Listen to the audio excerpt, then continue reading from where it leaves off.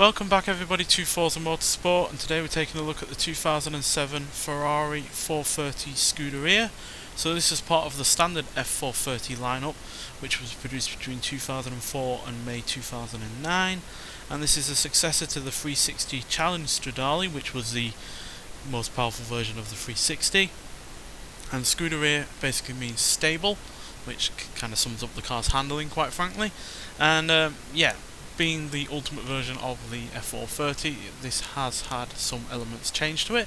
So we've got this really rather swanky stripe up the front there, and which goes over the roof and across the tail.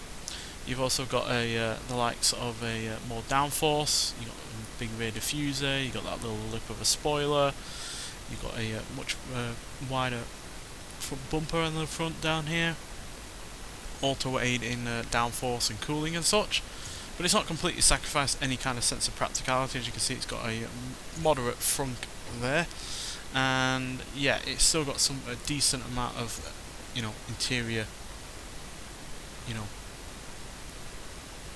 amenities, I guess you could say, but nowhere near as much as you would see in a modern Ferrari, for instance. So as you can see, no screen or anything like that. Does a bunch of usual physical knobs and buttons, and that's about it. So yeah, but it's stripped back for a reason. It's to save £220 on this car. So yeah, that means that this only weighs £2,976. So that is heavier than the 360 Challenge Stradale, but it's still far lighter than the successors of this car, the 458, either in its standard version or the Speciale version. So yeah, that's still a pretty lightweight car. And you've also got a pretty potent engine as well. A 4.3 litre V8 engine producing 503 horsepower and 346 pounds-feet of torque. So that's 20 horsepower extra over the standard F430 and 3 extra pounds-feet of torque. And I know that isn't a huge amount in extra torque, but these Ferrari V8s that were naturally aspirated were never the torquiest of engines. So yeah, that's a decent amount of increase, quite frankly. And yeah, any amount of increase in horsepower or torque, while also being lighter in weight, means that yeah, it's just any extra power is going to be multiplied further due to the reduction in weight. And to help get that power down, it's also got a quicker gear shifts as well. So yeah, not by a massive amount. It's only about 60 milliseconds, I think, but yeah, that's still going to help you shift a lot quicker and get you through those gears and help you with your acceleration. So yeah, and on the whole, I've always found these cars to be fairly good looking, to be honest. I've never really understood the massive amount of hate that these cars have generated, or did generate back in the day. I think it's aged quite well for an 18-year-old car. I certainly feel like it's aged a lot better than the 360, and certainly a lot better than some future Ferraris after this one. So yeah, and if you want to see how pretty this car could truly have been, look up the SP1, the one-off version of this car, which yeah, is even prettier, quite frankly. So yeah, but nonetheless, let's get out onto a track and see what this car can do. Right, so we're at Sunset Peninsula Speedway for the full circuit. So yeah, we'll listen to what the car sounds like, and then we'll talk about it some more.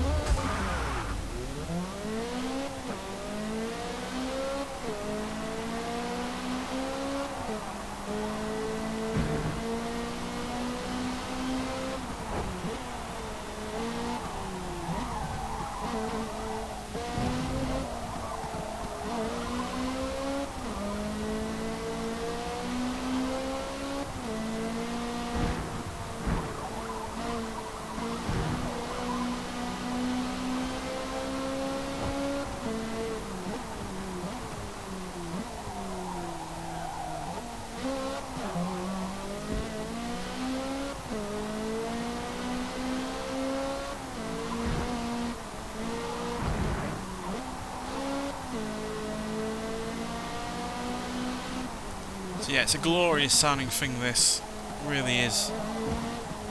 It's just the kind of V8 engine noise that Ferrari really did nail back in the late 2000s, early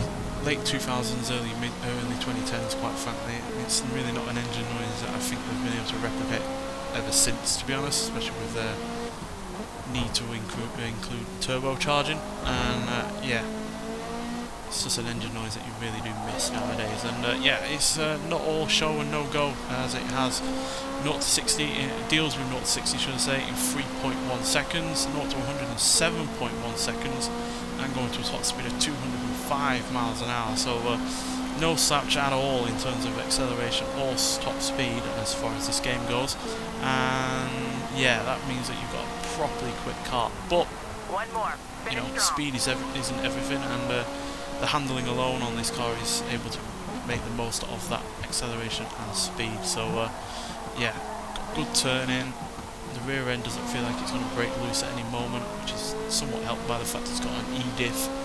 And yeah, it really does live up to the name of Scuderia in terms of, you know, being a stable car, and certainly not a barn. So yeah, fantastic car really, and it does really revisiting this kind of vehicle from Ferrari after so many years of having, you know, increasingly, you know, more performance oriented cars that are more and more focused on horsepower and such. You know, the SF90 Stradale, which is, you know, again a distant successor to this, is you know, it's got 483 horsepower more than this, I think it is. And yes, it does weigh more, but I don't think it weighs more than nearly 500 horsepower more over this. And yeah, that's just a ridiculous amount of horsepower, to be honest, and especially when you consider the car, that Scuderia, sorry, that SF90 Stradale, doesn't really have all that much extra handling, to be honest, and braking, to be honest, as well, considering, you know, it's 13 years newer than this. So I just feel like Ferrari have concentrated far more on performance in terms of straight line speed and acceleration than they have with just making a car feel like a driver's car.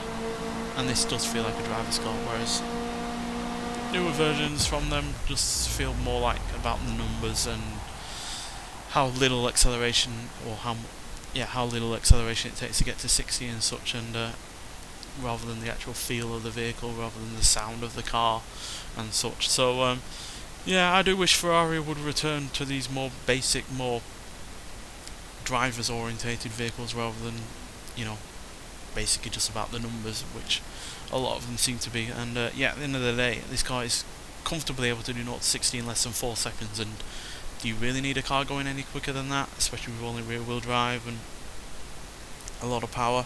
I don't think so. So yeah, I personally prefer this generation of Ferrari than the current one, as far as I'm concerned. Outside of a couple of the one-offs, that's certainly the case. So yeah, but I'd like to hear your thoughts on this car, whether or not you like it or you think it's far too outdated. I personally don't think it's outdated at all. And yeah, thanks for watching, and I'll see you in the next one.